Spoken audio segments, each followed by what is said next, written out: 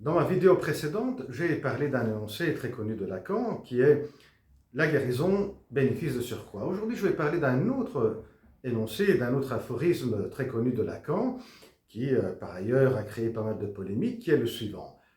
L'analyste ne s'autorise que de lui-même. On va parler de cet aphorisme, mais avant tout, à quoi il se réfère? À quoi se réfère cet énoncé, cet aphorisme? Dans le domaine des professions, habituellement, il y a une institution, un organisme qui relâche une autorisation pour l'exercice d'une profession.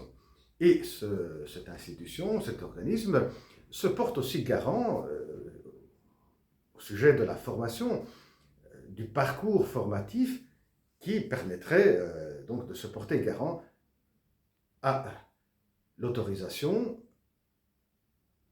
car la personne à laquelle on a relâché l'autorisation, ayant fait un certain cursus, suivi un certain cursus formatif, eh bien, il pourra porter à bien les tâches qui sont propres à une profession.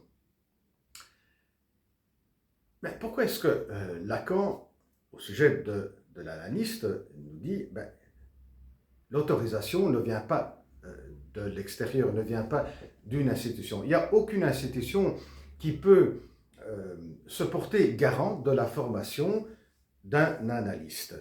Mais au sujet de quoi exactement?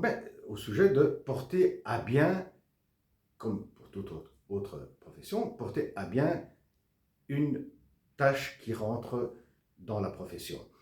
Et dans ce cas-ci, c'est de porter à bien une analyse. Pourquoi cela? Parce que quand un analyste reçoit pour la première fois un patient dans son cabinet, bien, ce patient est unique. Il n'y a pas un autre patient comme celui-ci.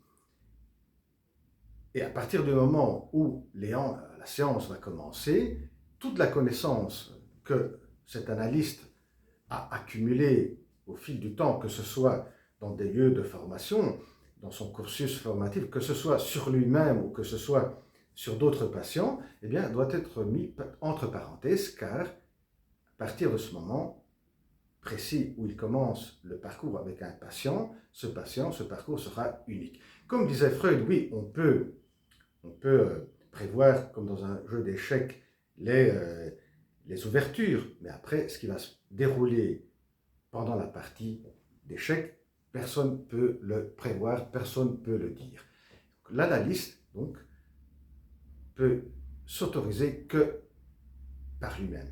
Il peut être seulement lui garant de ce qui va se passer avec une personne, avec un patient, ce qui va se dérouler dans ce parcours.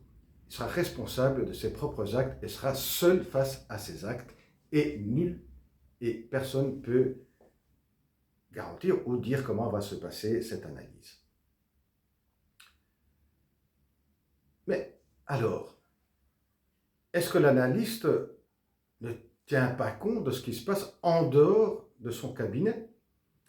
Attention, Lacan va ajouter un autre morceau de phrase. Alors, l'analyste ne s'autorise que de lui-même.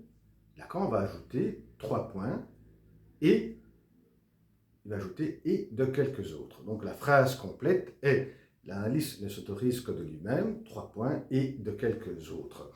On comprend bien qu'il y a donc deux espaces différents qui peuvent interagir, c'est autre chose, mais qui sont différents parce qu'ils sont régis par une logique différente. L'espace entre l'analyste et le patient, l'analysant, il est régi par une logique intentionnelle avec le T, avec deux T, hein, intention avec deux T, intentionnel.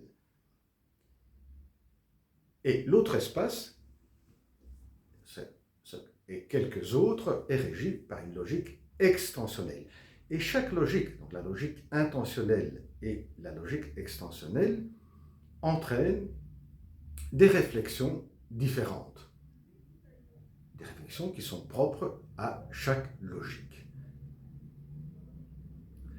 Eh bien voilà, en ce qui concerne cette pensée, cet aphorisme très connu qui a créé pas mal de polémiques, qui est l'analyste ne s'autorise que par lui-même, 3 points, et de quelques autres. Bien, à la prochaine vidéo, au revoir.